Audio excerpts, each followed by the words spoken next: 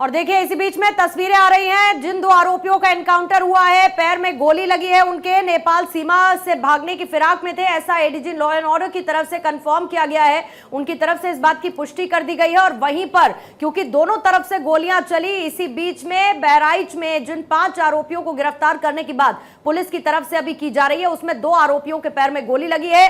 ये एक्सक्लूसिव तस्वीर है, इस वक्त आपके सामने है। बहराइच मामले में आरोपी दोनों के पैरों में गोली लगी है। एनकाउंटर के दौरान आरोपी सरफराज के पैर में गोली लगी।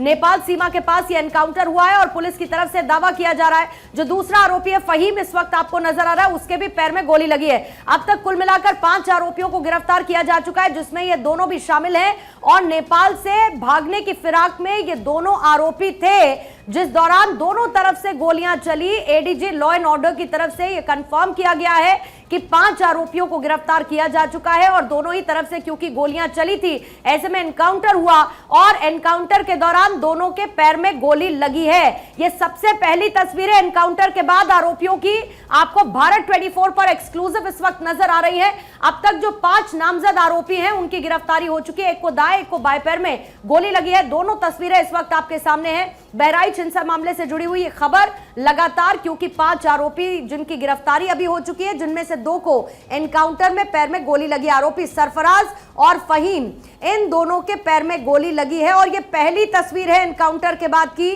जो इस वक्त आपके सामने है। मुख्य आरोपी है ये सरफराज, जिसका नाम रिंकू भी है, इसके पैर में गोली लगी है जो तस्वीर में इस वक्त आपको नजर आ रहा है। और यह सब कुछ नेपाल बॉर्डर के पास हुआ है, क्योंकि पुलिस के मुताबिक नेपाल भागने की फिराक में सरफराज था, फहीम उसके साथ था और नेपाल सीमा से जुड़े हुए इलाकों में इसके बाद अलर्ट जारी कर दिया गया है। दोनों के पैर में गोली लगी है। कुल मिलाकर 5 की गिरफ्तारी हो चुकी है। ये इस वक्त अपडेट आया एडीजी लॉ एंड ऑर्डर की तरफ से। और साथ ही सीएम योगी को भी एनकाउंटर की पूरी जानकारी दे दी गई है। सीएम योगी जो लगातार बहराइच मामले को लेकर अपनी नजर बनाए हुए थे, अधिकारियों के साथ जानकारी उनको साझा की जा रही थी। और रामगोपाल मिश्रा, जिसको गोली मारी गई थी, जो पोस्टमार्टम रिपोर्ट आई उसमें ऐसी बहुत सारी बातों का जिक्र था कि कितनी निर्ममता के साथ रामगोपाल मिश्रा की हत्या की गई थी। और साथ ही यह भी बताया गया था कि इसमें जो लोग इन्वॉल्व थे, उसमें मुख्य आरोपी एक सरफराज था, भागने की फिराक में था, साथ में फहीम ये दूसरा आरोपी जिसके पैर में गोली लगी है। दोनों की तस्वीरें इस वक्त आपके सामने है। बहराइच में आरोपी रहे, इनका एनकाउंटर हुआ। एनकाउंटर के दौरान दोनों के पैर में गोली लगी और कुल मिलाकर 5 की गिरफ्तारी अभी तक हो चुकी है। एडीजी की तरफ से बताया गया कि दोनों ही तरफ से गोलियां चली थी। जो नानपारा इलाका है, वहां पर पुलिस ने इनकी गिरफ्तारी की है। 5 आरोपियों की गिरफ्तारी की इस वक्त खबर है। जब ये पूरा का पूरा घटनाक्रम सामने आया, उसके ठीक 5 दिन बाद ये 5 आरोपी जिनकी गिरफ्तारी हो चुकी है। और इसको लेकर योगी आदित्यनाथ की सख्ती भी देखने को मिली थी। आपको याद होगा, दुर्गा पूजा विसर्जन का वो कार्यक्रम था और उसी दौरान डीजे पर गाना बजाने को लेकर यह पूरा विवाद शुरू हुआ, जब उस इलाके से मस्जिद के सामने से गुजर रहा था दुर्गा पूजा विसर्जन का ये जुलूस। और उस दौरान न सिर्फ पत्थरबाजी हुई, बल्कि रामगोपाल मिश्रा नाम के एक व्यक्ति की मौत भी हो गई थी, जो कि एक घर में ऊपर झंडा उतारते हुए तस्वीरों के माध्यम से नजर आया था। और फिर उसके बाद उसकी हत्या कर दी गई थी, उसको गोली मार दी गई थी। और उसी में नामजद 5 आरोपी थे, जिसमें से 2 एनकाउंटर के दौरान जिनके पैरों में गोली लगी है, घायल है दोनों। फिलहाल इनको मेडिकल कॉलेज ले जाया गया है। और इसके साथ ही डॉक्टर का स्टेटमेंट है कि एक के दाएं और एक के बाएं पैर में गोली लगी है। सुनिए क्या स्टेटमेंट आया है। 2 व्यक्ति आए थे हमारे यहाँ, जो 2 लोग, एक सरफराज करके नाम है और एक तालिब करके, मोहम्मद तालिब। तो दोनों के, एक के दाएं पैर में है, एक के बाएं पैर में है। क्या स्थिति है सर? स्थिति दोनों की सही है। कहाँ भेजा गया सर? थोड़ा जो गोली है, गोली अभी भी अंदर ही है, क्योंकि एग्जैक्ट पॉइंट उसमें नहीं दिखा है। बाकी हमने डिस्ट्रिक्ट हॉस्पिटल बहराइच के लिए रेफर कर दिया है, वहाँ एक्सरे और फर्दर मैनेजमेंट के लिए। स्थिति दोनों की नॉर्मल है। कब लेके आए थे यहाँ पे? 2:35 के करीब, दोपहर में 2:35। तो गोली निकाल दी गई इसकी? गोली तो नहीं निकाली गई है, वो फर्दर डिस्ट्रिक्ट हॉस्पिटल में। देखिए, आपने डॉक्टर का स्टेटमेंट सुना। डॉक्टर ने बताया कि एक के दाएं और एक के बाएं पैर में गोली लगी है। लेकिन इसी बीच में आरोपी सरफराज की बहन की तरफ से यह दावा किया गया है कि मेरे पिता और भाई को घर से गिरफ्तार किया गया है। आज सुबह इस बात का अंदेशा बहन की तरफ से जताया गया था। एक वीडियो संदेश जारी किया गया था और इस वीडियो संदेश में एनकाउंटर की आशंका जताई थी, ये कहते हुए मेरे पिता और भाई को घर से गिरफ्तार किया गया है।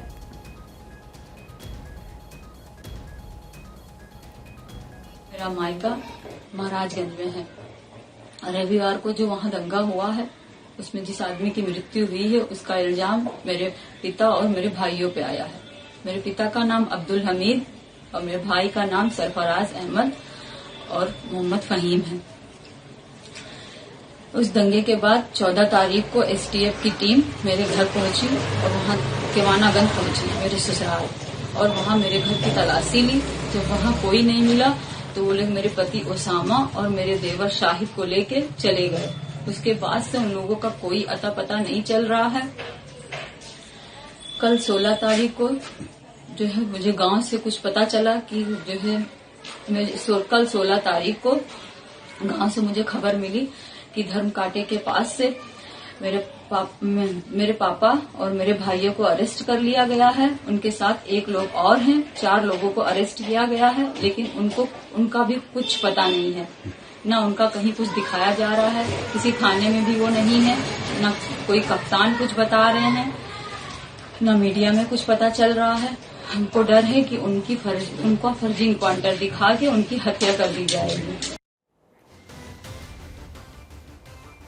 बड़ी खबर बहराइच मामले में आरोपी के एनकाउंटर की खबर है। नानपारा इलाके में पुलिस ने गिरफ्तारी कर ली है। जो 2 आरोपी हैं उनके पैर में गोली लगी है। डॉक्टर का स्टेटमेंट आपने सुना। नेपाल भागने की ये फिराक में थे। पहला आरोपी सरफराज, दूसरा फहीम जिसके पैर में गोली लगी है। और कुल मिलाकर अभी तक 5 आरोपियों को गिरफ्तार किया जा चुका है। ये 5 नामजद आरोपी थे जिनको लेकर एफआईआर भी दर्ज थी। नेपाल भागने की फिराक में ये दोनों थे और एडीजी की तरफ से कंफर्म किया गया कि दोनों तरफ से गोलीबारी हुई है और उसके बाद इन 2 के पैर में गोली लगी है, एक के दाएं एक के बाएं पैर में, जिसकी कंफर्मेशन डॉक्टर की तरफ से भी कर दी गई है। 13 तारीख को यह पूरा घटनाक्रम देखने को मिला था दुर्गा पूजा विसर्जन जुलूस के दौरान, और किस तरीके से पत्थरबाजी हुई, छत से पत्थर फेंके गए और लाउड स्पीकर पर गाना बजाने को लेकर 2 समुदायों के बीच ये विवाद बढ़ा था, जिसमें 5 नामजद आरोपियों को फिलहाल गिरफ्तार किया जा चुका है। उनमें से 2 आरोपी हैं सरफराज और फहीम जिनके पैर में गोली लगी है, जिसकी एक्सक्लूसिव तस्वीरें इस वक्त भारत 24 पर आपके सामने। एनकाउंटर के बाद की ये तस्वीरें हैं जिनको हॉस्पिटल ले जाया गया है, मेडिकल के लिए ले जाया गया है। और इसी बीच में पूरे मामले की जानकारी योगी आदित्यनाथ को दे दी गई है। योगी आदित्यनाथ इस मामले पर नजर बनाए हुए थे, अधिकारियों से लगातार वो अपडेट ले रहे थे और इस पूरे घटनाक्रम को लेकर, एनकाउंटर को लेकर भी योगी आदित्यनाथ को अपडेट कर दिया गया है। ADG law and order Amitabh की तरफ से ये अपडेट दे दिया गया है कि कैसे दोनों तरफ से गोली चली थी और उस दौरान ये एनकाउंटर हुआ जिसमें 2 लोगों के पैर में गोली लगी है और एनकाउंटर के बाद 5 आरोपियों को गिरफ्तार किया जा चुका है। बहन की तरफ से जो अंदेशा जताया गया वो आपने सुना। ये तस्वीरें इस वक्त आपके सामने। 13 अक्टूबर को जैसे बहराइच में हिंसा हुई, सड़कों पर तनाव फैला, फिर उसके बाद पीड़ित परिवार मुलाकात करने के लिए योगी आदित्यनाथ से पहुंचा था और 17 तारीख को आरोपियों के एनकाउंटर की खबर, ये तस्वीरें, दोनों के पैर में गोली लगने की खबर, 5 आरोपियों की गिरफ्तारी हो चुकी है। और इसी बीच में बहराइच में मामले को अभी लॉ एंड ऑर्डर को स्टेबल किया गया है। इंटरनेट सेवा किस तरीके से वहां पर प्रभावित रही और लगातार फ्लैग मार्च वहां पर पुलिस की तरफ से किया जा रहा था ताकि कोई भी स्थिति अनियंत्रित ना हो। बहराइच में जिस तरीके का तनाव फैला था 2 समुदायों के बीच, और उसके बाद मामले को स्टेबलाइज करने की पूरी कोशिश की गई और योगी आदित्यनाथ के सख्त निर्देश थे और उनकी तरफ से ट्वीट भी किया गया था कि जो दुर्गा जुलूस विसर्जन का जो जुलूस है वो इसी तरीके से जारी रहेगा और जो भी इसमें दोषी है उसको बख्शा नहीं जाएगा। फिर उसके बाद त्वरित कार्रवाई देखने को मिली। एडीजी खुद सड़कों पर फ्लैग मार्च में शामिल होते हुए नजर आए थे और फिर पीड़ित परिवार, रामगोपाल मिश्रा का जो परिवार है वो पहुंचा था सीएम योगी से मुलाकात करने के लिए। और आज का ये घटनाक्रम, सीमा पर एनकाउंटर, नेपाल भागने की फिराक में आरोपी थे 5 आरोपी जिनकी गिरफ्तारी हो चुकी है, जिनमें से 2 सरफराज और फहीम जिनके पैर में गोली लगी है। ये उसकी तस्वीरें आपके सामने है।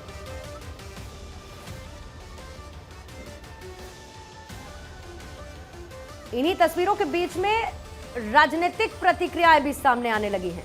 राजनीतिक प्रतिक्रियाएं कुछ इस तरीके से, तेजस्वी यादव का भी स्टेटमेंट है, हालांकि पूरा स्टेटमेंट तेजस्वी यादव ने क्या दिया है उसको लेकर आपको जानकारी देंगे, लेकिन कुछ इस तरीके की बात तेजस्वी फिलहाल कर रहे हैं कि सरकार अपनी नाकामी को छिपाने की कोशिश कर रही है।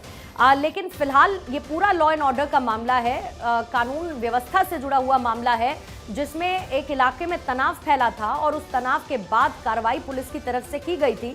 पूरे इलाके में अनियंत्रित ना हो स्थिति, इसको लेकर फ्लैग मार्च किया जा रहा था, कर्फ्यू जैसे हालात थे, इंटरनेट सेवा को बंद करना पड़ा था और इसमें जो नामजद आरोपी थे उसमें से 5 की गिरफ्तारी फिलहाल हो चुकी है। पहला सरफराज और दूसरा फहीम, जिसको गिरफ्तार किया जा चुका है। नेपाल से भागने की फिराक में थे आरोपी। नीलेश मेरे सहयोगी और ज्यादा जानकारी के साथ इस वक्त जुड़ चुके हैं। नीलेश, अभी की अपडेट बताइए, क्योंकि तस्वीरें दोनों आरोपियों की इस वक्त हम दिखा रहे हैं जिनके पैर में गोली लगी है। पूरा घटनाक्रम नेपाल सीमा पर, ये लोग भागने की फिराक में थे, कैसे एनकाउंटर हुआ, दोनों तरफ से गोलियां चली, जरा तफसील से नीलेश पूरी जानकारी दीजिएगा, हुआ क्या?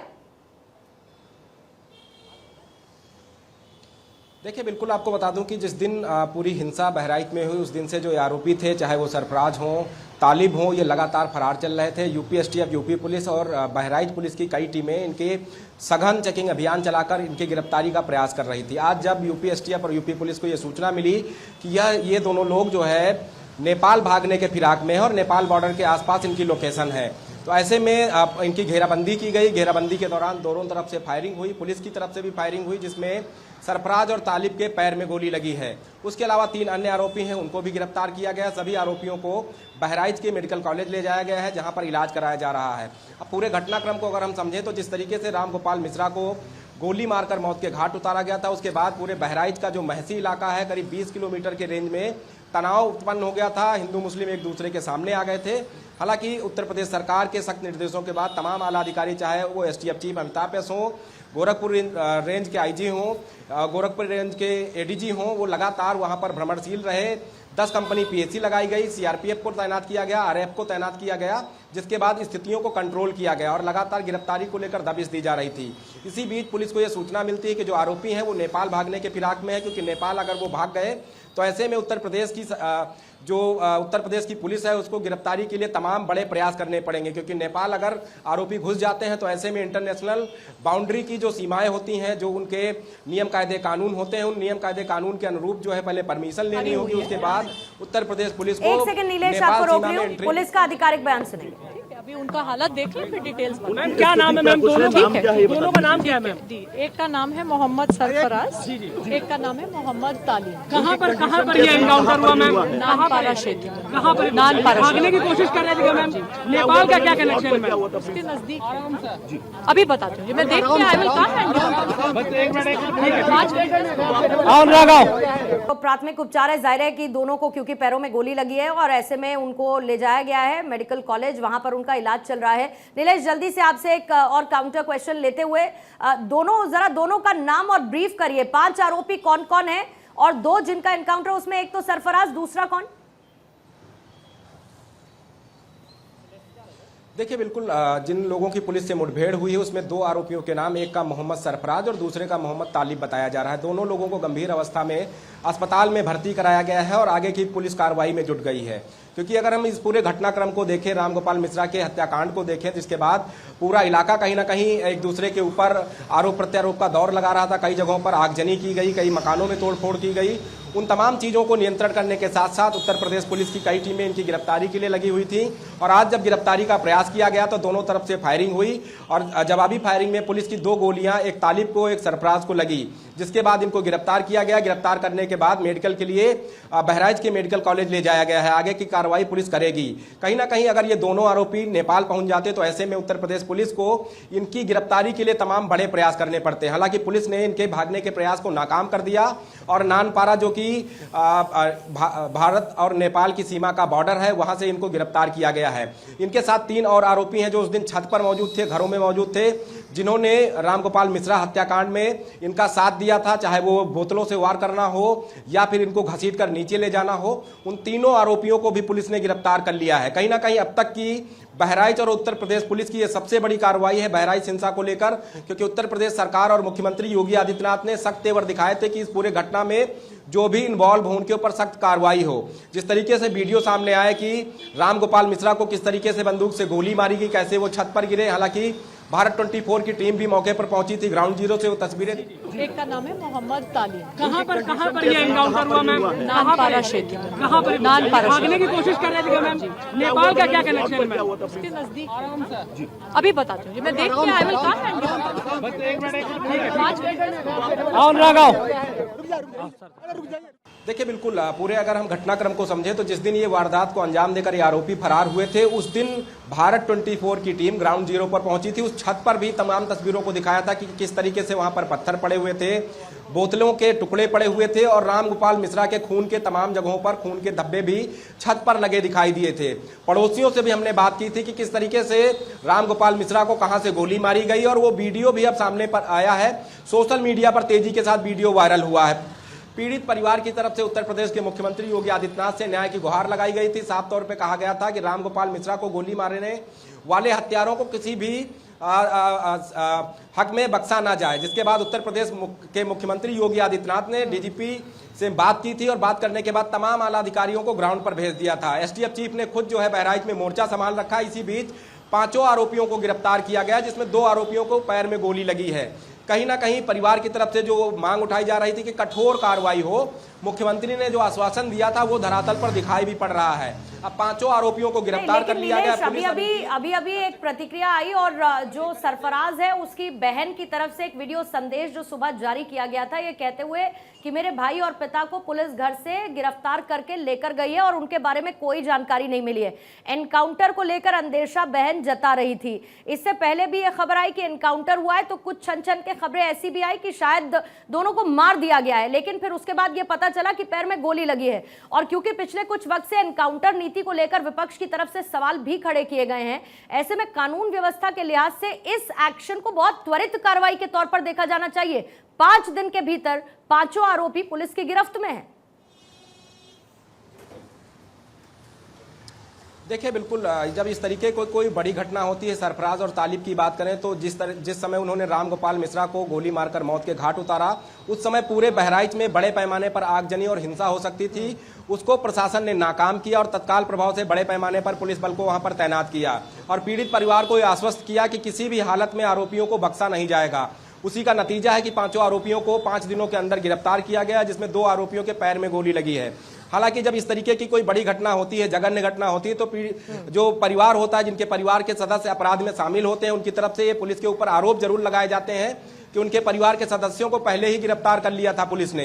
हालांकि ऐसा कुछ होता नहीं है, क्योंकि उदाहरण के तौर पे अगर हम देखें तो सुल्तानपुर में जब डकैती पड़ी तो डकैती की जो घटना थी सीसीटीवी फुटेज में कैद हुई और तमाम आरोपी उस फुटेज में दिखाई दिए, जिसके बाद पुलिस ने त्वरित कार्रवाई की और कई जो उसमें लुटेरे शामिल थे उसमें से 2 को इनकाउंटर में मार गिराया था, जिसके बाद परिवार की तरफ से आरोप लगाए गए थे कि उनको घर से उठाया गया था। हालांकि पुलिस ने पूरे साक्ष्य उपलब्ध कराए कि किस तरीके से उनकी गिरफ्तारी हुई।